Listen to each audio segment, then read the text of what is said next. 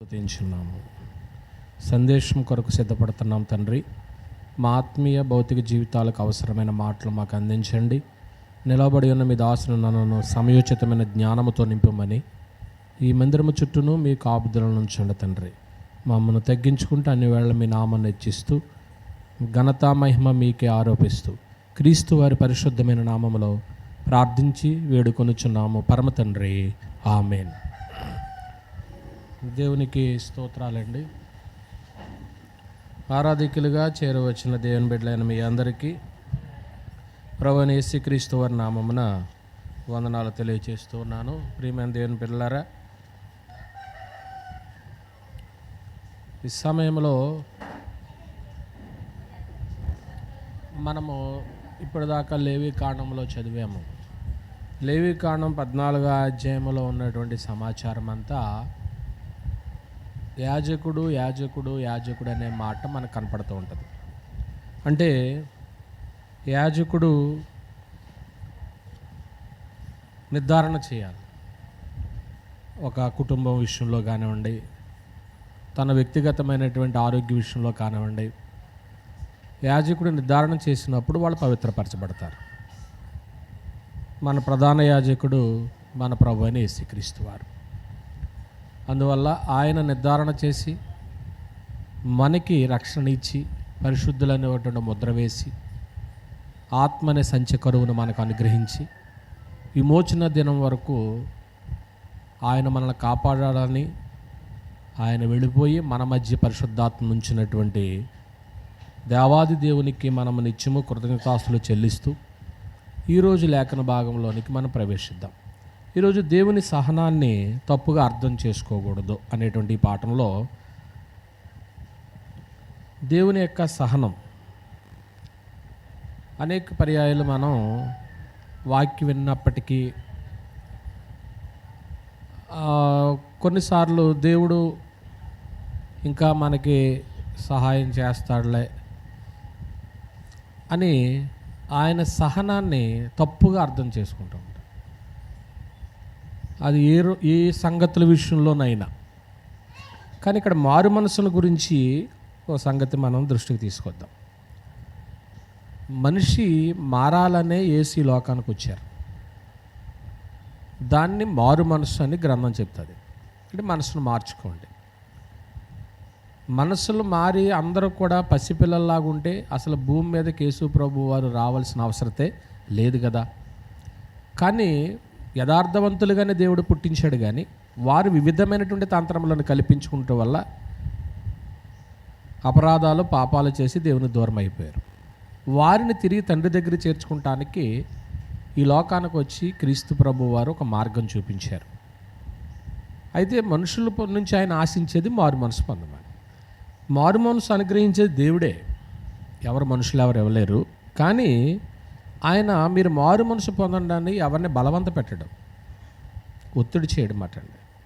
అది మన సొంత ఇష్టానికి వదిలిపెట్టేశాడు ఆయన. మనం ఎన్నిక చేసుకుంటామే, నేను మారు మనసు పొందుతాను, నేను ఇక నుంచి నా జీవితాన్ని ఇలాగ మార్చుకోవాలనుకుంటున్నాను అనేది మనకే విడిచిపెట్టేశాడు అన్నమాట. దానికి పరిశుద్ధాత్ముడు మనల్ని ఏం చేస్తాడు అంటే, మనము మారు మనసు పొందాలి అని అనుకున్నప్పుడు ఆ పొందాలనేటువంటి ఆశ కలిగినటువంటి వ్యక్తిని యోహాను సువార్త 16వ అధ్యాయము, యోహాను సువార్త 16వ అధ్యాయము 7వ వచనాన్ని మనం చూసినప్పుడు, అయితే నేను మీతో సత్యము చెప్పుచున్నాను, నేను వెళ్ళిపోవటం వలన మీకు ప్రయోజనకరం, వెళ్ళని ఎడల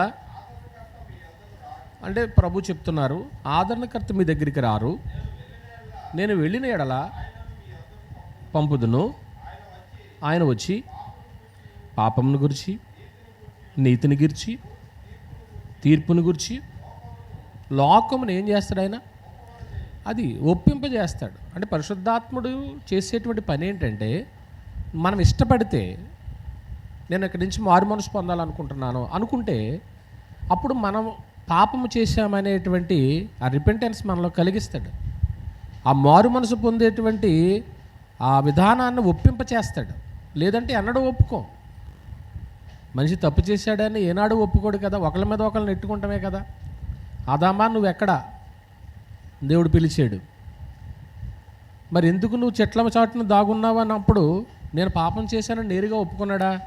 ఒప్పుకోలేదు. నీవు నేను అడగకుండా ఇచ్చినటువంటి ఈ స్త్రీయే నన్ను ఏం చేసింది, ఆ చెట్ల ఫలంలో కొన్ని తెచ్చి నాకు ఇక నేను తిన్నాను అన్నాడు. ఏ అమ్మ అవతల్లి ఎందుకు ఇలా చేసేవాడిని అంటే, నేను చేయలేదు, ఇదిగో సర్పము నన్ను మోసపుచ్చింది అని చెప్పాడు. ఇలా ఒకళ్ళ మీద ఒకళ్ళు నెట్టడం వల్ల ముగ్గురికి శాపమే వచ్చింది కానీ ఆశీర్వాదం ఏమీ రాలేదు. మనం కూడా అంతే, ఒకళ్ళ మీద ఒకళ్ళు నెట్టుకునడం వల్ల ముగ్గురు కలిసిపోతారు. అదేదో మొట్టమొదట నీ దగ్గర నా దగ్గరే ఇది లోపం ఉందనేటువంటి పాయింట్ మన దగ్గర పడినప్పుడు, ఆ స్పాట్ మన దగ్గర పడినప్పుడు దాన్ని వెంటనే రిపెంటెన్స్ చెందేసామనుకోండి, దాన్ని అక్కడితో అయిపోయేదేమో. అది చేయలేకపోవడం వల్ల మొత్తం అందరికీ కూడా ఏమైపోతుందంటే సమస్య చుట్టుకుంటూ ఉంటుందన్నమాట అండి. అది క్రీస్తు ప్రభు వారు నేను వెళ్ళిన తర్వాత ఆదరణకర్త మీ దగ్గరికి వస్తాడు. ఆయన మేము మీకు ఇష్టమైతే మేము మారు మనసు పొందాలని అనుకుంటే మిమ్మల్ని ఒప్పింపజేస్తాడు. అది మనం ఉపోద్ఘాతంగా చూస్తాం. ఇందులో 2 సంగతులు ఈరోజు మనం ఆలోచించేద్దాం. మొట్టమొదటిది ఏంటంటే, మారు మనసు పొందడానికి మనకి చాలినంత సమయాన్ని ఇవ్వడానికి దేవుడు సహనం వహిస్తున్నాడు. దేవుడు ఎందుకు సహిస్తున్నాడంటే, మనము ఈవేళ కాకపోతే రేపైనా ఎప్పుడు ఒకేలాగా ఉండకోకుండా మనసును ఏం చేసుకోమన్నాడు? మారు మనసు. ఆ మారు మనసు పొందడానికే ఉగ్రరూపుడైనటువంటి భయంకరుడైనటువంటి దేవుడు కూడా సహనం కలిగి ఉంటున్నాడు. రోమిలికి రాసిన పత్రిక 2వ అధ్యాయము, రోమిలికి రాసిన పత్రిక 2వ అధ్యాయము 4వ వచనాన్ని మనం చూసినప్పుడు, లేదా దేవుని అనుగ్రహము మారు మనసు పొందుటకు నిన్ను ప్రేరేపించుచున్నదని ఎరుగక ఆయన అనుగ్రహ ఐశ్వర్యమును సహనమును దీర్ఘశాంతమును తృణీకరిస్తున్నారు. అంటే దేవుని యొక్క సహనాన్ని, ఆయన అనుగ్రహ ఐశ్వర్యాన్ని మనుషులు ఏం చేస్తున్నారట? తృణీకరిస్తున్నారు. చూద్దాం ఏమవుతుంది. అంటే ఆయన ఎందుకు సహనం కలిగి ఉన్నాడు అంటే, మనము త్వరగా ఏం పొందుతామని? మారు మనసు పొందుతామన్నమాట అండి. పేతురు రాసిన 2వ పత్రిక 3వ అధ్యాయము 9వ వచనాన్ని మనం చూసినప్పుడు, కొందరు ఆలస్యమని ఎంచుకున్నట్లు ప్రభు తన వాగ్దానమును గురించి ఆలస్యము చేయువాడు కాడు కానీ, అది సంగతి కదా, ఎవ్వరూ ఏమవ్వకూడదు, నశించదు, అందరూ బాగుండాలి, అందరూ మారు మనసు పొందాలి, అందరూ రక్షణ పొందాలి. అందుకే నేను ఇంకా భూమి మీద ఏం కలిగి ఉన్నానో, మీ ఎడల దీర్ఘశాంతము కలిగి ఉన్నాను. లాంగ్ సఫరింగ్, దీర్ఘశాంతం. నిజంగా ప్రభు దేవునికి ఉన్నటువంటి సహనం మనకు ఉండట్లేదు అనేటువంటి సంగతి మనం అనేక సార్లు చెప్పుకుంటూ ఉంటాం. అదే అధ్యాయము 15వ వచనాన్ని కూడా మనం చూసినప్పుడు, మన ప్రభు యొక్క దీర్ఘశాంతము దేన్ని అందించుకోండి అంటే, ఆయన సహిస్తున్నాడంటే మనము మారు మనసు పొందుతాము, రక్షణ పొందుతామనే, మన మనసు మార్చుకుంటామని ఆయన సహనం కలిగి ఉన్నట్లుగా మనకు కనపడుతూ ఉంటుందన్నమాట అండి. అందువల్ల మొట్టమొదటిగా మనం ఏం ఆలోచన చేసామంటే, మారు మనసు పొందడానికి మనకి చాలినంత సమయము ఇవ్వడానికి దేవుడు ఏం కలిగి ఉన్నాడో? సహనం కలిగి ఉన్నాడు. 1 సంవత్సరం ఇచ్చాడు సహనం. దేవుడు సహించాడు ఒక సంవత్సరం. 2వ సంవత్సరం కూడా సహించాడు. 3వ సంవత్సరం ఇంకా సహించక ఏమన్నాడో తెలుసా? ఈ చెట్టుని ఏం చేయమంటాడు? తీసేయమంటాడు. ఎంతకాలం సహిస్తున్నాడు? ఆయన సహనాన్ని ఏం చేస్తున్నారు? కొందరు తప్పుగా అర్థం చేసుకుంటున్నారు. నువ్వు ఇంట్లో యజమానివే, నువ్వు సహిస్తున్నావు నీ పిల్లల విషయంలో అనుకో. ఇంకా ఎప్పుడు మా నాయన ఎలాగే ఉంటాడో, మా అమ్మ ఎలాగే ఉంటుందంటే ఎంతకాలం సహిస్తారు?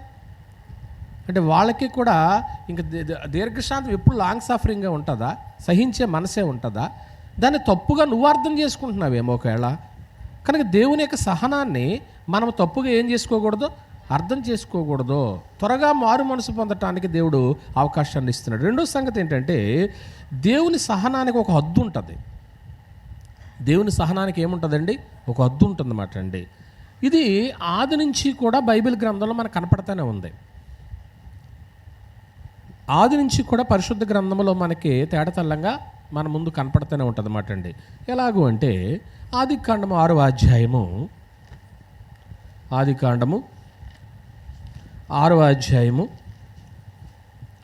3వ వచనాన్ని మనం చూసినప్పుడు, అప్పుడు యెహోవా నా ఆత్మ నరులతో ఎల్లప్పుడూ ఏం చేయదు అంటే దాని అర్థం ఏంటి? ఇంక ఎల్లప్పుడూ సహనం కలిగి ఉంటాడనేనా? హద్దుందనా? ఉంది. ఇక మీతో నేను నిత్యం ఏం చేయలేను? వాదించలేను. వాదించి నాకు హెడేక్ వచ్చింది, నా గుండెలో పోటు వచ్చింది, హృదయంలో నొచ్చుకున్నాడు. నేను ఎల్లప్పుడూ వాదించలేను. నా ఆత్మ నరులతో ఏం చేయదు, ఎల్లప్పుడూ వాదించడు. అంటే ఆయన సహనానికి ఒక అద్దంటూ ఉంది, ఒక అద్దంటూ ఉందన్నమాట అండి. ఏమండి, దాన్ని మనం గ్రహించాలి. అపోస్తుల కార్యముల గ్రంథము 7వ అధ్యాయము, అపోస్తుల కార్యముల గ్రంథము 7వ అధ్యాయము 51వ వచనాన్ని మనం చూసినప్పుడు, ముష్కరులారా, హృదయములను చెవులను దేవుని వాక్యమునకు లోపరచ నల్లని వారలారా, మీ పితరుల వారే మీరు ఎల్లప్పుడూ పరిశుద్ధాత్మను ఏం చేస్తున్నారు? ఎందుకు ఆయనకి అదే కోపం రప్పిస్తున్నారు? మనసు మార్చుకోరా?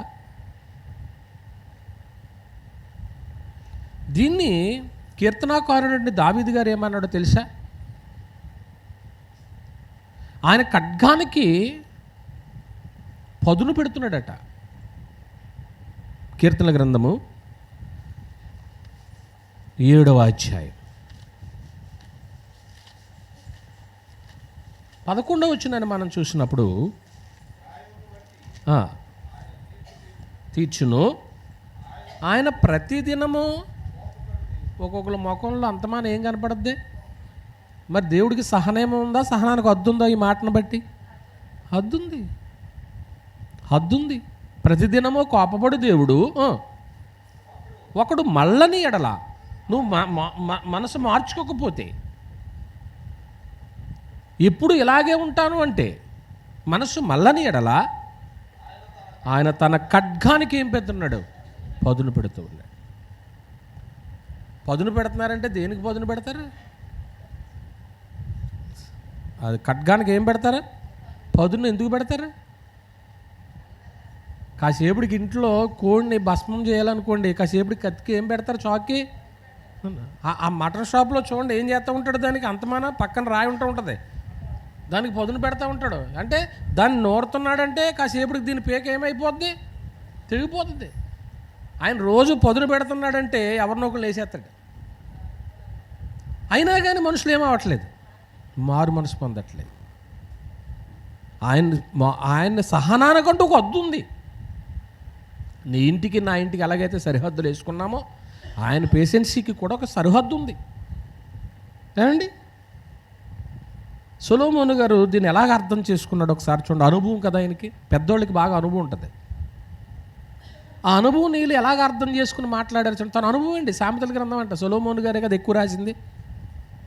29వ అధ్యాయం 29వ అధ్యాయము మొదట వచనం ఒకసారి చూడండి.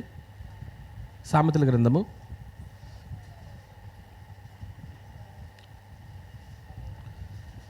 29 మొదటి వచనము. దొరకలేదా? నేను చదువుతున్నా, తీస్తే చదివేయండి. సామెతల గ్రంథము 29. ఎన్నిసార్లు గద్దించినను లోబడని వాడు మరి తిరుగు లేకుండా హఠాత్తుగా ఏమవుతాడు? ఎన్నిసార్లు గద్దించిన పదే గద్దించినా లోబడకపోతే హఠాత్తుగా నాశనం అయిపోతాడు. ఏమండి, నాహు కాలంలో ఆయన ఏం చెప్పాడో మీ ముందు ఉంచాను. కీర్తనాకారుడు దావీదు గారు ఏం చెప్పాడో మీకు ముందు ఉంచాను. అనుభవంతో సొలొమోను గారు కూడా ఏం చెప్పాడో మీ ముందు ఉంచాను. యెషయా ప్రవక్త ఏమంటున్నాడో చూడండి. యెషయా గ్రంథము 55వ అధ్యాయం 6వ వచనంలో అంటాడు, యెహోవా మీకు దొరుకు కాలమందు ఆయన్ని ఏం చేయండి? వెదకండి. అంటే ఆయన సమీపంలో ఉండగానే ఇంకా ఆయన హద్దు దాటాడంటే ఇంకా కోపం వచ్చేస్తుంది. కనుక ఇప్పుడు ఆయన సహనాన్ని మనము ఏం చేయకూడదు. ఈరోజు పాఠం ఏంటండి? దేవుని సహనం తప్పుగా అర్థం చేసుకోకూడదు, తప్పుగా అర్థం చేసుకోకూడదు. ఏమండి, మీకు సందర్భం ఒక దృష్టి తీసుకొస్తాను.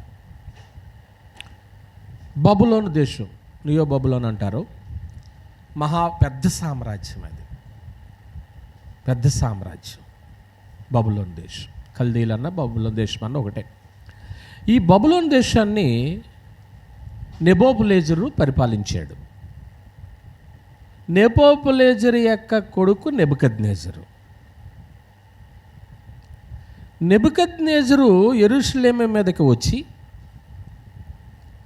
ఏమండి దండెత్తి యెరూషలేములో ఉన్నటువంటి దేవాలయములో ఉన్న సువర్ణోపకరణాలు, బంగారు పాత్రలు, వెండి పాత్రలు, సొలొమోను ఏమేమైతే పాత్రలు చేయించాడో అన్నీ, మనం చూడండి దేవాలయంలో అన్నీ ఉండాలని ఎలాగైతే మీరు సిద్ధం చేసుకుంటారో, సొలొమోను గారు ఇక్కడ చిన్న గిరుడుతో సహా బంగారానికి బంగారం వస్తువులు, వెండికి వెండి వస్తువులు అన్నిటినీ సిద్ధం చేసుకున్నాడు దేవాలయంలో. మక్కువ. వాళ్ళ నాయనేమో అన్నీ సమకూర్చాడు, కొడుకు ఏం చేశాడు? కట్టాడు. ఇంకా చుట్టుపక్కల దేశాల నుంచి ఏం చేశాడో తెలుసండి? విలువైన సంపదనంతా తీసుకొచ్చి దేవుని మందిరాన్ని పెట్టేశాడు. మందిరం మీద మక్కువండి. ఏమండి, కొందరికి ఇంటికంటే దేని మీద ఎక్కువ మక్కువ ఉంటుంది? మందిరం మీద. నేను మొన్న నాకు తర్వాత చెప్తున్నాడు బాలకృష్ణ గారు, ఇదంతా కూడా క్లీన్ చేశాడట. ఎవరు చెప్పారు క్లీన్ చేయమని? ఆయనకి ఎవరైనా చెప్పారా? ఆయనకి చేశాడా? ఇంటి మీద మక్కువ. మీ ఇంటికి శుభ్రం చేసుకోవాలంటే మీ ఎవరైనా చెప్తారా, మీరే చేసుకుంటారా? ఎందుకని? ఇంటి మీద ఏముంటుంది? మక్కువ. ఒకళ్ళు ఇంటిని శుభ్రం చేయరు, ఒంటిని శుభ్రం చేస్తారు. ఒంటి మీద మక్కువ ఉంటుంది కానీ ఇంటి మీద ఏముండదు, మక్కువ ఉంటుంది. ఒంటిని ఎంత శుభ్రం చేసినా కానీ ఏదో రోజు మళ్ళీ మనల్ని ఎందులో పంపేస్తారు. సరే, అలాగని శుభ్రం లేకుండా ఉండకండి, నీట్గా ఉండాలి ప్రియమైన దేవుని బిడ్డలారా. అలాగూ ఆ మందిరములో ఉన్నటువంటి మంచి మంచి పాత్రలన్నిటినీ కూడా నెబుకద్నెజరు వచ్చి ఏం చేశాడో తెలుసా? తీసుకెళ్ళిపోయాడు. అంత మాత్రం కాదని అందులో ఉన్న ప్రజలందరినీ తీసుకెళ్ళిపోయాడు. అలాగే వెళ్ళిన వాళ్ళే కదా దానియేలు, షడ్రకు, మేషకు, అబేద్నెగోలు. సరే, అలా వెళ్ళిపోయిన తర్వాత 4వ తరం నెబుకద్నెజరు, తర్వాత నెబుకద్నెజరు, తర్వాత ఎబీలు మీదకను ఒక అతను వస్తాడు. అతను వచ్చిన తర్వాత 4వ తరం బెల్షాజరు వస్తాడు. ఈ బెల్షాజరు ఏం చేశాడు తెలుసా? ఇప్పుడు దాన్ని ఎలా చెప్పాలి? ఇప్పుడు నేనున్నాను, నా సంగతి నా మనవడికి నా కొడుకు చెప్తాడు.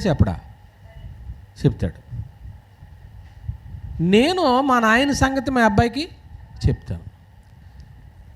ఇప్పుడు నెబోపులేజరు విషయము నెబుకద్నెజరు చెప్తాడు, నెబుకద్నెజరు ఎబెల్ మీదకు చెప్తాడు, తర్వాత బెల్షాజరు చెప్తాడు.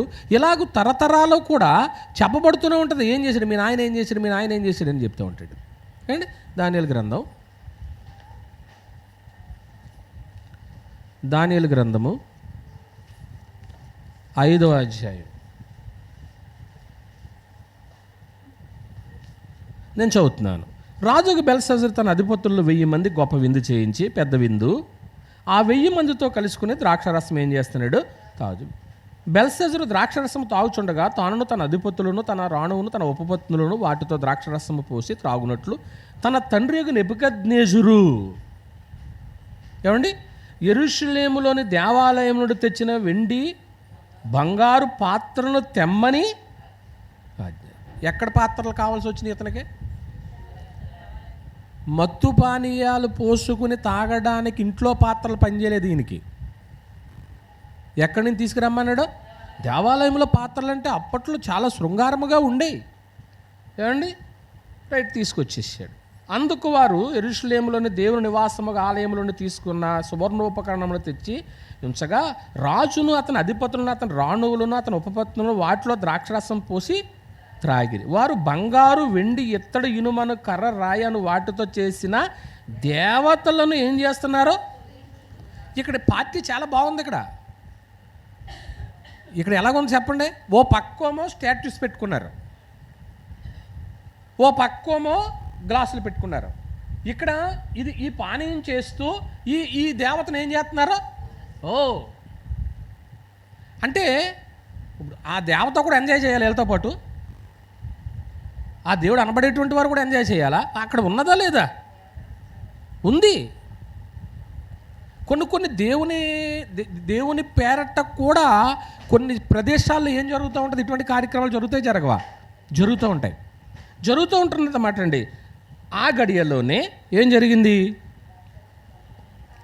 మానవ హస్తపు వేళ్ళు కనబడి దీపము దగ్గర రాజు యొక్క నగరు గోడ పూత మీద ఏదో ఒక వ్రాత రాయిచుండండి. రైట్. విషయం ఎందుకు చెప్తున్నానంటే ప్రియమైన దేవుని వారలారా, ఇక్కడ పాత్రలో పోసుకుని బెల్షాజరు ఎంతమందికి ఈ పార్టీ? 1000 మంది. అబ్బో పెద్దదే. ఇంతమందితో కూడా ఎంజాయ్ చేస్తూ ఉన్నాడు. ఇతనికి వాళ్ళ నాయన నెబుకద్నెజరు చేసిన పని మంచిది కాదు కాబట్టి తను గర్వించాడు. కాబట్టి ఆ గర్వాన్ని బట్టి వాళ్ళ ఇంట్లో నెబుకద్నెజరుకి ఎటువంటి రూపం ఇచ్చాడు దేవుడు తెలుసు కదా మనకి. పశువు రూపం ఇచ్చి తానకు బుద్ధి వచ్చే వరకు కూడా ఏం తిన్నాడో? గడ్డి తిన్నాడు. ఆకాశపు మంచుకు తడిసాడు. పశువు లాంటి మనసు వచ్చింది. ఈ పశువుని ఇంట్లో ఉంచరో అరణ్యంలో గెంటేశారు. తన జ్ఞానోదయం కలిగింది. ఇవన్నీ తెలుసుండి కూడా బెల్షాజరు ఏం చేస్తున్నాడో ఆ పాత్రలో పోసుకుని ఏం చేస్తున్నాడు? తాగుతున్నాడు. అంటే దేవుడు ఏమీ చేయడానా? ఇప్పుడు అక్కడ నెబుకద్నెజరుకి ఏం చేశాడు? గడి తినిపించాడా లేదా? ఆ ఇంట్లో 1 by 1 వస్తుందా లేదా? ఇదంతా తెలుసా తెలీదు బెల్షాజర్కి? తెలుసు. కానీ ఇక్కడ ఏం పాయింట్ చెప్పాలనుకుంటున్నానంటే, నేను ఈ అవినీతి పాత్రలో పొంగి పొర్లే వరకు కూడా దేవుడు ఏం కలిగి ఉన్నాడు? సహనాన్నే. అది నేను చెప్పవాలనుకుంటున్నాను. నీ హృదయంలో అవినీతి అనేటువంటిది నువ్వు త్వరగా మారు మనసు పొందితే మంచిది. లేకపోతే ఆయన సహనాన్ని నువ్వు తప్పుగా అర్థం చేసుకుంటున్నావు. కాబట్టి అది పొంగి పొర్లిన తర్వాత గోడ మీదకి చేయవచ్చి రాసింది మెనే టెకెల్ ఒపార్సిన్. అబ్బాయి, దేవుడు నిన్ను త్రాసులో వేసి తూశాడు, నువ్వు తేలిపోయావు, అయిపోయింది. ఆ రాత్రి ఏమైపోయాడు తెలుసా? బెల్షాజరు చచ్చిపోయాడు. ఆ రాత్రి చనిపోయాడు. దేవుని సహనాన్ని మనం ఏం చేయకూడదు? తప్పుగా అర్థం చేసుకో. ఇంకా ఏం చేయట్లేదులా అని అనుకోకూడదండి. దేవుని సువర్ణోపకరణాలు, నాకు ఈ సువర్ణోపకరణాల గురించి చెప్పడానికి ఒక పాయింట్ వచ్చింది కాబట్టి ఒక మాట చెప్తున్నాను. ఇప్పుడు ఈ పాత్రలు ఉంటాయి. ఈ పాత్రలు మోసేవాళ్ళు కూడా ఎలా ఉండాలి తెలుసా? చాలా పరిశుద్ధంగా ఉండాలి. ఈ కడిగేవాళ్ళు, ఈ మోసేవాళ్ళు కనీసం దేవుని బల్ల పాత్రలు కానివ్వండి, గుళ్ళో వస్తువులు ఏవైనా కానివ్వండి, మీరు వంట పాత్రలు అనుకున్నారు, దేవుని సొమ్ము అది. ఒక్కసారి నువ్వు సంఘానికి ప్రతిష్ఠించేసిన తర్వాత ఆ సొమ్ము నీది కాదు, ఎవరిదే? దేవునిదే. దేవుని సొమ్ముని ఎలా చూడాలి? అది దేవుని ప్రాపర్టీగానే చూడాలి. ఏమండి? మనం అలాగే చూస్తాం. అందువల్ల ప్రియమైన దేవుని పిల్లలారా, దేవుని యొక్క సహనాన్ని మనం ఏం చేయకూడదంటే అపార్థం చేసుకోకూడదు. మారు మనసు పొందటానికి మనం నిర్లక్ష్యం చేయకూడదు. 2 సంగతులు చెప్పాను. ఒకటి ఏంటంటే, మారు మనసు పొందడానికి మనకు చాలినంత సమయం ఇవ్వడానికి దేవుడిని కలిగి ఉన్నాడో సహనం. ఇంకా నీ ఇంట్లో ఎవరైతే మారు మనసు పొందలో దేవుడు సహిస్తున్నాడు. రెండోది ఏం చెప్పానో తెలుసా? దేవుని సహనానికి ఏముంటుంది? ఒక హద్దు ఉంటుంది. ఆ హద్దు ఎక్కడ దాకా చెప్పానో తెలుసా? ఆ అవినీతి పాత్రలో ఇంకా పొంగిపోతుంది. ఇంక ఈడు పొంగిపోయాడంటే గిన్నెలోది కూడా ఏమైనట్టు? అది పొంగాక ఈడు పొంగుతాడు, ఈడు పొంగాక అది పొంగుతుందో నాకు తెలదు. మొత్తానికి ఏమయ్యాడు? పొంగిన తర్వాత ఆ రాత్రి ఏమైపోయాడు? జాగ్రత్త. దేవుని సహనాన్ని తప్పుగా అర్థం చేసుకోకు. కాకపోతే ఇక్కడ విషయం ఏంటంటే, నేనేం చెప్పాలనుకుంటున్నానంటే, మారు మనసును ఆలస్యం చేయటానికి మనం చెప్పేటువంటి సాకులు ఎలా ఉంటాయి చెప్పనా? మారు మనసు పొందడానికి మనం చెప్పే సాకులు ఎలా ఉంటాయో చెప్తాను కొన్ని. ఎందుకంటే మనుషులం కదా, ప్రతి ఒక్కడికి ఏం చెప్పుకుంటాం? సాకు ఉంటుంది. ఇప్పుడు అసలు మనం ముందు ఎత్తుక్కునేది ఏమి ఎత్తుక్కుంటాం? సాకు ఎత్తుక్కుంటాం. ఏం చెప్పాలి? పాస్టర్ గారు అడిగితే ఏం చెప్పాలి? పాస్టర్ అమ్మ గారు అడిగితే ఏం చెప్పాలి? ఒక్కొక్కసారి అయితే ఇంకా నేరుగా ఏం చేస్తారు, వాస్తవం చెప్పేస్తారు. మ్యాక్సిమం వాస్తవమే చెప్పడానికి ప్రయత్నం చేయాలి. రైట్, ఎలా ఉంటుందో చెప్తాను. సాకులే మొట్టమొదటి సాకు ఎలా ఉంటుందో చెప్తాను. నా పాపం ఇతరుల పాపం అంత ఘోరమైంది కాదు, అందుకే నేను మారు మనసు పొందుతలేదు. ఆ పక్క ఆయనతో పోల్చుకుంటే, పక్క వ్యక్తితో పోల్చుకుంటే అతను చేసినంత పాపం నేనేమీ చేయట్లేదు కదా, ఆమె చేసినంత పాపం నేనేమి చేయట్లేదు కదా. అందుకే చూద్దాం, ఇప్పుడు మనసు మార్చుకోకపోతే ఏమవుద్ది. లోకాసు వార్త 13వ అధ్యాయము, లోకాసు వార్త 13వ అధ్యాయము 3 నుంచి వస్తారా? కారని మీతో చెప్తున్నాను, మీరు మారు మనసు పొందని ఎడల మీరందరూ. అక్కడ సిలోమను గోపురం కూలిపోయి కొందరు చనిపోతే ప్రజలు అనుకున్నారంట వాళ్ళ పాపం చేశారు కాబట్టి ఏమయ్యారు, చనిపోయారు అనుకున్నారు. కారు అలా కాదండి. ఇప్పుడు యాక్సిడెంటల్గా చాలామంది మరణం చూస్తున్నారు. ఇప్పుడు వాళ్ళందరూ కూడా మారు మనసు పొందలేక చనిపోయారా? అలాగ అనుకోవచ్చా మనం? వాళ్ళు ఏమనుకుంటున్నారో తెలుసా, వాళ్ళందరూ పాపులు కాబట్టి అందుకే ఏమైపోయారు, చనిపోయారు. అప్పుడు ప్రభు చెప్పాడు, కారని మీతో చెప్తున్నాను, మీరు మారు మనసు పొందకపోతే మీరు కూడా ఏమైపోతారా, అలాగే అయిపోతారు. మారు మనసు చాలా ప్రాముఖ్యం. దేవుని సహనం. ఏ విషయంలో మారు మనసు పొందాలి? ఏదో ఒకటి ఉంటుందండి తప్పు. ఆ విషయంలో మనం మారు మనసు పొందవలసిన అవసరం ఉందన్నమాట అండి. ఇక్కడ మొట్టమొదటి చెప్పే సాకేటి, నా పాపం ఇతరుల పాపం అంత ఘోరమైంది కాదు. ఆవిడ ఎన్నో అబద్ధాలు ఆడుద్ది, నేను ఒకటేగా. ఆవిడ ఎన్నో వారాలు మానేసింది, నేను ఒక వారమేగా. ఏమండి, ఇలా లెక్కేసుకోండి.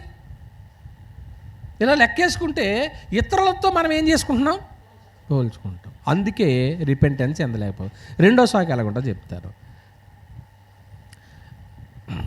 ఒకవేళ నిజంగా నేను పాపం చేస్తుంటే, ఇది దేవునికి నచ్చకపోతే, మీరందరూ పాపం అంటున్నారు కదా, నా దృష్టిలో అయితే పాపం కాదు.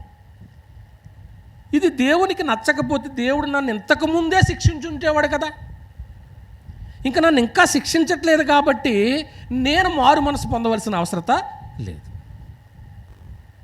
నా పాయింట్ అర్థమైంది ఇక్కడ మీకు? చూడండి. అయితే ప్రసంగి గ్రంథం 8వ అధ్యాయం,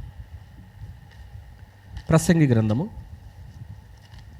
8వ అధ్యాయము 11వ వచనం. దుష్క్రియకి తగిన శిక్ష శీఘ్రముగా కలుగకపోటు చూచి మనుషులు భయము విడిచి హృదయపూర్వకముగా దుష్క్రియలు ఏం చేస్తున్నారు అంటే, వెంటనే శిక్ష రావట్లేదు కాబట్టి ధర్మశాస్త్రంలోనండి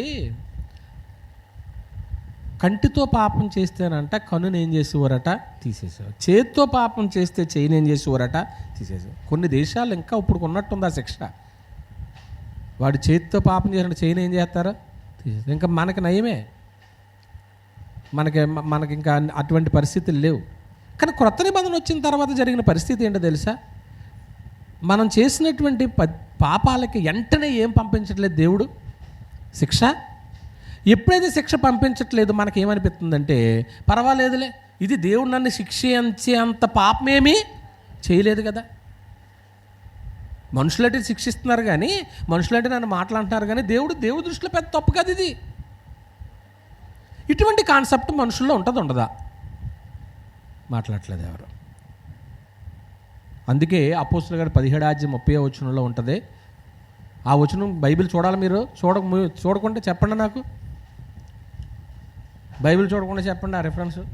ఆ అజ్ఞాన కాలమందు దేవుడు చూచి చూడనట్టు ఉండేను. ఇప్పుడైతే అందరూ అంతటను మీరు అధ్యాయం చదువుతున్నారు, బైబిల్ రీడింగ్ చేస్తున్నారు కదా ప్రతిరోజు. ఆ రీడింగ్ చేసినట్టు ఒక వచనం అన్నా ఏం చేసుకోండి, ఆ అధ్యాయంలో కంఠస్థం చేయండి. ఏమైనా కంఠస్థం చేస్తున్నాడా ఆయన? అయ్యారు ఏమైనా వాక్యం ఏమైనా కంఠస్థం చేస్తున్నారండి? జనవరి 1 కదా, ఇప్పుడు ఏం కంగారేం లేదులే అనుకుంటున్నారేమో. ప్రతిరోజు ఏం చేయాలా, నేర్పించాలి, కంఠస్థం చేయాలి. ఆయనే కదండి యవనస్తులు మీరు కూడా. లేదంటే ఇందాక చదివించానే, దేవుడు ఖడ్గానికి ఏం పెడుతున్నాడు, మీరే పొదినెట్టండి, పిల్లలకు భయం ఉంటుంది ఉండదా? మీరు ఇంటి దగ్గర ఎప్పుడైనా కానీ కర్రదెబ్బలు తిన్న వాళ్ళు చేతులు ఎత్తండి, పెద్దోళ్ళు కూడా. తల్లిదండ్రులు కర్రదెబ్బలు తిన్నవాళ్ళు. అంటే ముందు సాయి ఎత్తాడేంటి, గట్టిగా కొట్టిందండి మా విజయ్.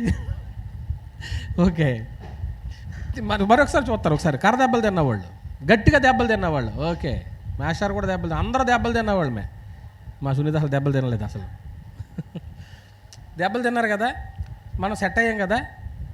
ఇప్పుడు మన పిల్లలకి కొడతామనేటువంటి భయం ఉంటే వాళ్ళు ఒకటి ఏం చేస్తారు, సెట్ అవుతారు. సెట్ అవుతారు. బెత్తం ఉండాలంటున్నాడు.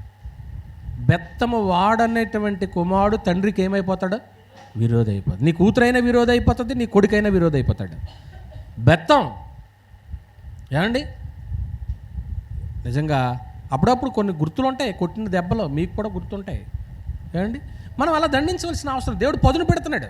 అందువల్ల ఒక రిఫరెన్స్ అన్న మీకు గుర్తుంచుకోవాలి. అజ్ఞాన కాలం ముందు దేవుడు చూచి, కానీ ఇప్పుడు అలా లేదట. అందరూ అంతటను ఏం పొందాలి, మారు. రైట్. రెండు సంగతులు మనం చెప్పే సాకుల్లో ఒకటేంటండి, నేను పాపం ఇతరుల పాపం కంటే ఘోరంగా నేనేమీ చేయట్లేదు. రెండోది, నేను చేసిన పాపము దేవుడికి నచ్చకపోతే నన్ను ఎప్పుడో ఏం చేదుడు, శిక్షించేవాడే కదా. నాకు ఏ శిక్ష రాలేదు కాబట్టి నేను మారు మనసు పొందవలసిన పని. ఈవేళ సమాజంలో అందరూ అదే కదా అనుకుంటారు. మేము యథార్థంగా చేస్తున్నామండి, మాకు ఇంకా ఆ క్రీస్తుతో మాకు పని లేదు అనుకుంటారు. ఇక మూడో సాకు ఏంటో చెప్పనా, ఇప్పుడు నేను దేవుని కృపలో జీవిస్తున్నాను కాబట్టి, ఇంకా ఆయన కృప నన్ను ఆవరిస్తుంది కాబట్టి నేను మారు మనసు పొందవలసిన పనే లేదు. నిజంగా కూడా ఇది కృపాకాలమే. ఇది భూమి మీద ఇది కృపాకాలంలో మనం ఉన్నాం. ఒకసారి ఆ మాట చదువుతారా, రోమిలికి రాసిన పత్రిక. అమ్మా, నేను కృపలో జీవిస్తున్నాను కనుక మారు మనసు పొందవలసిన పని లేదు. రోమిలికి రాసిన పత్రిక 5:20 వచనము. రోమిలికి రాసిన చదువు. మరియు అపరాధము విస్తరించినట్లు ధర్మశాస్త్రము ప్రవేశించెను, అయినను పాపము మరణమును ఆధారము చేసుకుని ఎలా ఏలెనో అలాగే నిత్య జీవము కలుగుటకే నీతి ద్వారా కృపయు మన ప్రభువైన యేసుక్రీస్తు మూలముగా ఏలి నిమిత్తము పాపం ఎక్కడ విస్తరించెనో అక్కడ ఏముంది, కృప అంటే తెలుసు కదండి. మనుషులు అడగకుండా దేవుడు మన మీద చూపేదే గ్రేస్ అంటాం. అర్హత లేని వానికి ఇచ్చేది ఏంటది, కృప. ఇప్పుడు నిజంగా ఈ కృప కనుక లేకపోతే, ఇప్పుడు మనం పాపం చేస్తామనుకోండి, వెంటనే మన మీదకి ఏమొచ్చేద్ది, శిక్ష వచ్చేస్తుంది. కానీ ఏది ఉండడం వల్ల రావట్లేదు, అది. దీన్ని ప్రజలు ఏం చేస్తున్నారు తెలుసా, నేను పాపం చేయలేదు కాబట్టి దేవుడు నన్ను శిక్షించట్లేదు అని ఆ భ్రమలో ఉండిపోయి దేవుని సహనాన్ని ఏం చేసుకుంటున్నారు, అపార్థం చేసుకుంటున్నారు. ఆయన సహనాన్ని ఎప్పుడు మనం అపార్థం చేసుకోకూడదు ఏమండి.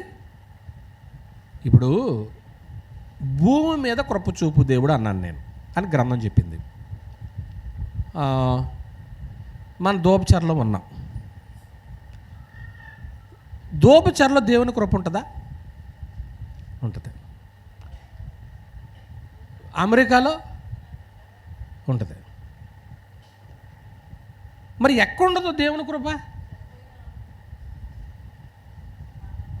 భూ పరిధి దాటితే ఏముండదో దేవుని కృప ఉండదు. మరి భూ పరిధి దాటితే దేవుని కృప ఉండనప్పుడు అది ఏ క్షణంలో మనము భూ పరిధి దాటుతామో ఎవరికి తెలుసు? ఈవేళ దాటొచ్చు, రేపు దాటొచ్చు. అంటే భూ పరిధి దాటామంటే మరో మరో మరో లోకానికి ఏమైపోతాం, వెళ్ళిపోతాం. మరో దేశం కాదండి, మరో లోకానికి వెళ్ళిపోతాం. మనం 3 లోకాల చరిత్ర కలిగిన వారు అనేకసార్లు మీకు చెప్పాను. ఒకటి పరలోకం నుంచి వచ్చాం, భూలోకంలో ఉన్నాం, మృతుల లోకానికి వెళతాం, వెంటనే వెళ్ళిపోతాం.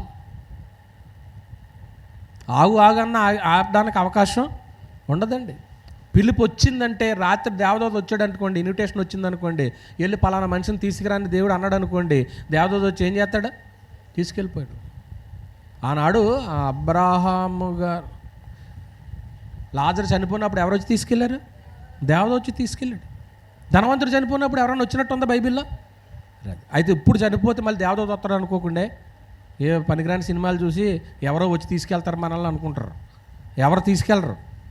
ఇప్పుడు ఆ అవకాశం లేదండి. ఇప్పుడు నువ్వు సువార్త వినాల్సిందే, విని మారు మనసు పొందాల్సిందే. ఆ మారు మనసు పొందిన తర్వాత వితిన్ సెకండ్లో భూపరిధి టైం అవ్వగానే నియమింపబడిన దినాలు అన్నాడు గ్రంథంలో. దాన్ని నియమింపబడిన దినాలు అన్నం తింటా ముద్ద నోట్లోకి వెళ్ళకుండా టైం అయిపోయింది అనుకుని ఏమైపోతావు? వెళ్ళిపోతావు అంతే. అతను ఎవరో ట్రైన్ ఎక్కుతున్నాడంట, ఒక కాలేమో ప్లాట్ఫారం మీద ఉంది, ఒక కాలేమో మెట్టి మీద ఉంది, గుండె ఆగిపోయి చచ్చిపోయాడు. అంటే అక్కడతో ఏమైపోయింది? టైం అయిపోతుంది అంతే.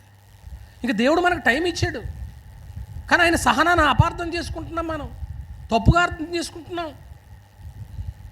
ప్రియమైన దేవుని పిల్లలు, మీరైనా నేనైనా దేవుడు మనకి ఇచ్చినటువంటి ఈ గోల్డెన్ టైం తిరిగి మన జీవితంలో వస్తుందో రాదో మనకు తెలియదు. పిల్లలకు బాగా తెలుసు, చదువుకునే పిల్లలకి టైం వృధా చేయరు.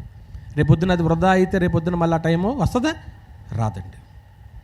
నువ్వేం చదవాలనుకున్నావు చదివే, ఏం నేర్చుకోవాలనుకుంటున్నావు నేర్చుకో, వృధా చేయకు.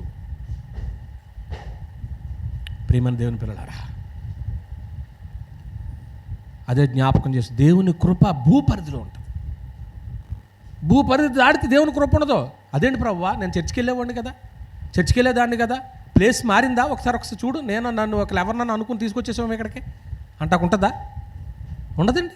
నేరుగా మనం చేసిన క్రియలకి ఎక్కడికి వెళ్ళాలో అక్కడికి వెళ్ళిపోతాం. ఇప్పుడు ఏళ్ళ కృపలో ఉన్నామో, ఈ కృప మనల్ని ఏం చేస్తుందో తెలుసా? హెచ్చరిక చేస్తూ, నాయనా త్వరలో ముగించబడద్ది, ఇది క్లోజ్ అయిపోతాయి, ద్వారాలు మూయబడతాయి, త్వరగా మారు మనసు పొందు. ఏ విషయంలోనైనా నేను ఒకటి చెప్తే ఇంకోటి అనుకుంటారు మీరు. ప్రార్థన చేసే విషయంలో పొరపాట్లు ఉంటే మారు మనసు పొందండి, ఆరాధన విషయంలో పొరపాట్లు ఉంటే మారు మనసు పొందండి, సహోదరులు ప్రేమించే విషయంలో పొరపాట్లు ఉంటే మారు మనసు పొందండి, ఏమండి పితరులను గౌరవించిన విషయంలో తప్పులుంటే మారు మనసు పొందండి. ఏ విషయంలో నీకు లోపం ఉందో దేవుడు లోపల పరిశుద్ధాత్మ, ఇందాక ప్రారంభంలోనే మీకు చెప్పాను, పరిశుద్ధాత్మ లోన ఏం చేస్తూ ఉంటాడు? ఒప్పింప చేస్తాడు. నువ్వు మంచి స్వభావంతో, నేను మంచి స్వభావంతో ఉన్నప్పుడు ఇదిగో నీ విషయంలో తప్పు చేస్తున్నావని లోపల గద్దిస్తూనే ఉంటాడు. రైట్, నన్ను గద్దిస్తున్నాడు కాబట్టి నేను ఈ విషయంలో మారు మనసు పొందాలి. లేదండి నేను ఇతరుల కంటే పెద్ద ఘోర పాపనేం కాదండి అంటావా, తప్పించుకుంటావా అనుకుంటున్నావు, తప్పించుకోవు. లేదంటే నేను చేసిన తప్పుకి ఎప్పుడో శిక్ష ఇవ్వాలని అనుకుంటున్నా, ఇచ్చేవాడు దేవుడు ఇవ్వలేదు కాబట్టి నాకేం పర్వాలేదు, నేను సేఫ్ అని అనుకుంటున్నావా, అది పొరపాటే. లేదు నేను ఆల్రెడీ దేవుని కృపలో నేను జీవిస్తున్నాను కాబట్టి నాకేం పర్వాలేదు అనుకుంటుగా, భూపరిధి దాటితే దేవుని కృప ఉండదు. కనుక మన హృదయాన్ని కఠినపరుచుకోకుండా మనం జ్ఞాపకం చేసుకోవాలండి. ఎందుకంటే ఈ సంగతి ముగింపుకు వస్తున్నాను. ఎలాగంటే అనేక సంగతులు ఉన్నాయి కానీ ముగించడానికి ప్రయత్నం చేస్తున్నాను.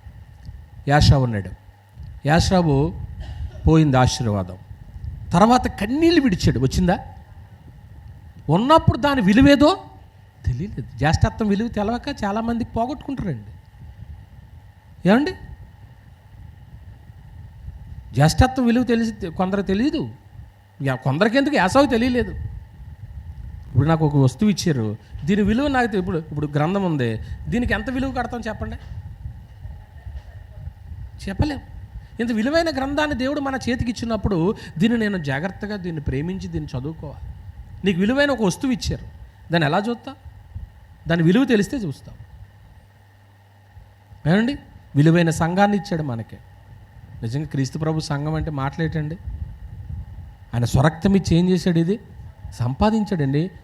నీ నాయన నీ తండ్రో నీ తాత నీ ముత్తాతో రక్తం ఊర్చి చెమట కార్చి సంపాదించినటువంటి సొమ్ము, దాని యొక్క విలువ నీకు తెలిస్తే అప్పుడు తెలుస్తుంది దాని యొక్క కష్టం ఏంటో. నేను అప్పుడప్పుడు చెప్తూ ఉంటాను కొందరు పిల్లలకి, అన్నం మెతుకు విలువ, టైం విలువ తెలియాల. ఏమండి, దేవుడు ఆ రోజుల్లో చాలా కష్టమైనటువంటి అనుభవించినటువంటి రోజులు అండి. ఈవేళ అందరికీ సమృద్ధి ఉంది. యాషావు జ్యేష్ఠత్వం విలువ తెలిసిందా? నిజంగా ఒక్క పూట భోజనం లేకపోతే జ్యేష్ఠత్వం అమ్మేస్తాడా? అమ్మకూడదు. ఆ జ్యేష్ఠత్వాన్ని పోగొట్టుకున్నాడు. తర్వాత కన్నీళ్లు విడిచాడు, శ్రద్ధతో వెతికాడు, దొరికిందా? దొరకలేదు. మారు మనసు పొంద అవకాశం అతనికి దేవుడు ఇచ్చాడే ఇవ్వలేదా? అవకాశం పోయింది. తర్వాత ఇంకా అవకాశం లేదండి. రాసుకోండి, ఎబ్రీ పత్రిక 12:17 రాసుకోండి. ఎందుకంటే చివరి నిమిషంలో మారు మనసు పొందాలని అనుకున్నాడో, కానీ మనం అనుకోకూడదు. ఆ నిమిషానికి ముందే నువ్వు చనిపోవచ్చు. ఒకవేళ రేపు పొందుదామలే మారు మనసు అనుకున్నావు అనుకో, ఆ సమయానికి మనం ఉండొచ్చు, ఉండకపోవచ్చు. ఈరోజు నా పాఠం ఏంటంటే దేవుని సహనాన్ని తప్పుగా అర్థం చేసుకోకూడదు. మారు మనసు అనుగ్రహించి దేవుడే కానీ ఎవరిని పొందమని బలవంత పెట్టడు. మన సొంత ఇష్టానికే, మన ఎన్నికకే ఆయన గౌరవిస్తాడు. కాబట్టి నీవు మారు మనసు పొందాలని అనుకుంటే నీళ్ళు ఆల్రెడీ ఒక ఆయన ఉన్నాడు. ఇక్కడ అందరూ మించుమించి బాప్తిసం పొందిన వాళ్ళే. బాప్తిసం పొందిన వాళ్ళలో దేవుడు పరిశుద్ధాత్మ అనేటువంటి వరాన్ని ఏం చేస్తాడు? అనుగ్రహిస్తాడు. ఆ పరిశుద్ధాత్ముడు విమోచన దినం వరకు దుఃఖ పెట్టకూడదు. ఆయన్ని దుఃఖ పెడితే ఇంట్లో లోపల నుంచి వెళ్ళిపోతాడు. ఆయనకి ఇష్టం లేని కార్యం చేస్తే వెళ్ళిపోతాడు. వెళ్ళిపోయాడు అనుకోండి, దేవుని ఆత్మ వెళ్ళిపోతే ఏ ఆత్మ వస్తుందో తెలుసా? దురాత్మ వస్తుంది. దురాత్మ ఒక్కడ రాడు, మరీ చెడ్డవైన 7 దెయ్యాలను వెంట పెట్టుకుని వస్తాడు, లోన కూర్చుంటాడు. కానీ ఇక్కడ మించుమించి అందరూ బాప్తిసం పొందిన వాళ్ళు కాబట్టి దేవుని సహనాన్ని తప్పుగా అర్థం చేసుకోకుండా లోన ఒప్పింప చేస్తున్నప్పుడు, రైట్, నేను ఈ విషయంలో లోపాలనే ప్రతి ఒక్కరు ఏదో చిన్నదో పెద్ద లోపాలు ఉంటాయండి. దాన్ని తిరిగి మనం మారు మనసు పొందడానికి ఏం చేసుకోవాలా? ప్రయత్నం చేసుకోవాల్సిన అవసరం ఉంది. దానికి మొట్టమొదటి ఏం చెప్పానంటే, మారు మనసు పొందడానికి దేవుడు మనకి చాలినంత సమయం ఇవ్వడానికి ఏం కలిగి ఉన్నాడో? సహనం. రెండవది, దేవుని సహనానికి ఏముంది? ఒక హద్దు ఉంది. ఆ హద్దు దాటాడు అంటే కనుక కత్తిచ్చుకుని ఏం చేస్తాడు? ఇశ్రాయేలుని కత్తిచ్చుకుని ఏం చేశాడు? 6,03,550 మంది బయలుదేరితే వాగ్దాన దేశానికి బయలుదేరిన వాళ్ళు ఎంతమంది వెళ్ళారు? 2 వెళ్ళారు. మిగిలిన వాళ్ళందరూ అరణ్యంలో ఏం చేశాడు తెలుసా? సంహరించాడు. ముద్దెట్టుకోలేదు, ముద్దెట్టుకోవాలనిపించలేదు, అంతే. అందరిని నరికేశాడు మాట అండి. కత్తికి పొదునెడుతున్నాడు, జాగ్రత్త సుమ. కాకపోతే మనం మారు మనసు పొందటానికి చెప్పేటువంటి సాకులు ఏంటో 3 సాకులు చెప్పాను. మనం ఎవరో సాకులు చెప్పొద్దు. అవకాశం ఉన్నప్పుడు మారు మనసు పొందాము. ఒకవేళ రేపన్న రోజు పొందుదామంటే ఆ నిమిషానికి ముందే మనం ఏమవ్వచ్చు? లేకపోవచ్చు. అలా కాకోకుండా దేవుని చిత్తానికి లోబడదాము. తప్పుగా అర్థం చేసుకోకుండా కరెక్ట్ వేలో దేవుని మనసును అర్థం చేసుకోండి. దేవుని పిల్లలను మీ అందరూ కూడా ఉన్నత శిఖరాలకు వెళ్ళండి. ఈ మాటలు హెచ్చరించుకుంటే ఎంతటితో ముస్లిం అందరూ కొందనాలు. కళ్ళు మూసుకొని ప్రార్థన చేసుకుందాం. మమ్మల్ని మిక్కిలిగా ప్రేమించిన మా తండ్రి, మీ సహనమునైనా ఎందుకు మానవులు ఎడల ఇంకా మంచి సమయాన్ని మాకిచ్చి మా నిమిత్తము సహిస్తున్నావో మాకు అర్థమైంది. అది మేము అర్థం చేసుకుని పూర్తిగా క్రీస్తు స్వారూప్యం మాలోకి రావడానికే నువ్వు సహనం కలిగి ఉన్నావు. కీర్తనాకారుడు చెప్పాడు, అనుభవనీయుడైన సొలొమోను గారు చెప్పారు, దయగల తండ్రి బెల్షాజరు విషయంలో తాను అవినీతి పాత్రలో పొంగిపోయే వరకు కూడా తను సహించావు. ఆ సహనాన్ని తప్పుగా అర్థం చేసుకున్నాడు, చచ్చిపోడా రాత్రి. చరిత్రలో వాస్తవాలు తండ్రి. మా జీవితంలో ఒకవేళ ఏ విషయంలో పొరపాట్లు ఉన్నట్లయితే వాటిని మేము మారు మనసు పొంది మరి ఎన్నడూ వాడి జోలికి పోకోకుండా నీ చిత్తాన్ని నెరవేర్చే వారికి మమ్మల్ని ఉంచండి. ఒకవేళ ఈ విషయంలో నేను రేపు మారు మనసు పొందుతానులే అని అనుకుంటే కనుక పరిశుద్ధాత్ముడు ఆల్రెడీ లోపల ఒప్పింప చేస్తున్నాడు. ఆయన గద్దించి ఒకవేళ మేము మారు మనసు పొందకపోతే రేపన్న సమయానికి మేము ఉండకపోవచ్చేమో బెల్షాజర్ లాగా. ఈ మాటలు ఆలోచింప చేయమని, మిగతా సమ్మేళకరంగా మార్చమని మా ప్రభువైన యేసు క్రీస్తు వారి పేరటి ప్రార్థన అడుగుచున్నాం తండ్రి. ఆమేన్.